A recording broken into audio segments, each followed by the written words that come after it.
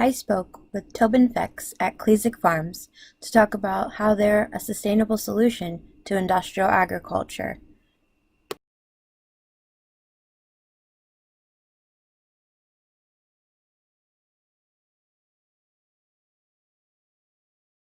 So his farm's a few miles from here, and he always talks about taking care of salmon and bugs and critters and like these little things that pretty much we treat like they don't matter.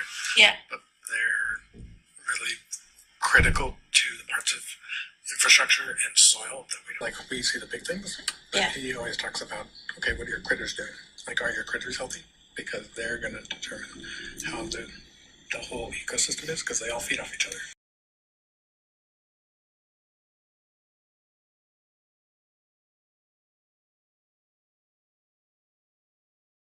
Like, I don't know that our bodies were meant for certain kinds of heavily processed foods. Yeah.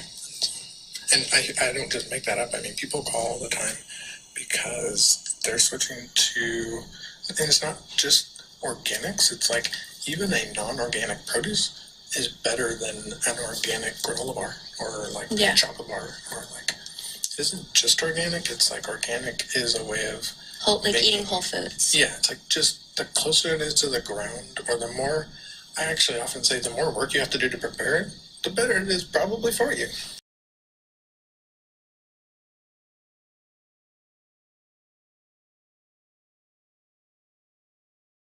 Spreading that out, not to just get the most for his dollar. Yeah. Like he doesn't operate on, oh, this is the cheapest, let's get that.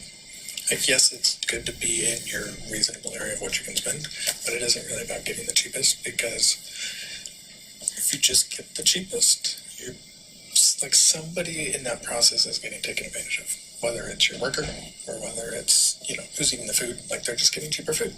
Yeah. And if you get too cheap, then there's a bell curve, a range of, it's like cheap, it's bad for you. It's like, oh, it's good for the farmer and good for you. And then it's like good for you and terrible for the farmer. Yeah. It's like there's a bell curve in there of taking care of where it came from and taking care of where it goes to without screwing somebody over in the process. Yeah. He donates an amazing amount of food to food banks every single week. People come by and he just gives them stuff.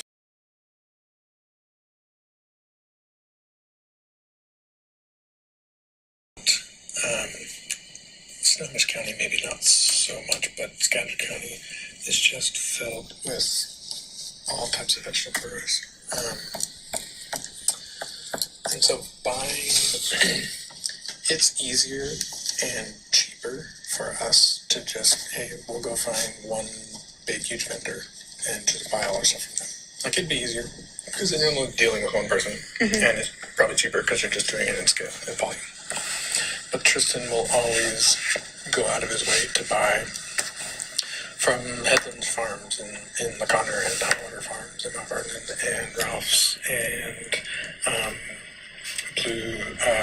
Hazel Blue Acres, and like, I could just name off all the farms that he rents to ranch around the corner here, to just buy one product. Like, we'll get our cauliflower from one, we'll get our lettuce from the other, we'll get our carrots from Ralph's. Your dollar goes matters, and he's like spreading that out, not to just get the most for his dollar. Yeah.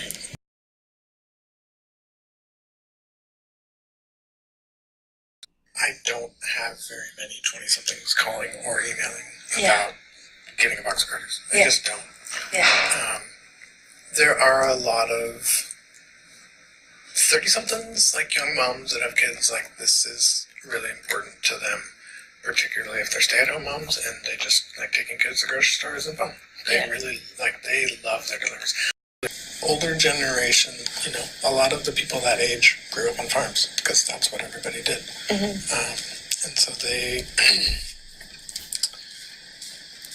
it isn't like a novelty to get produce, and it isn't work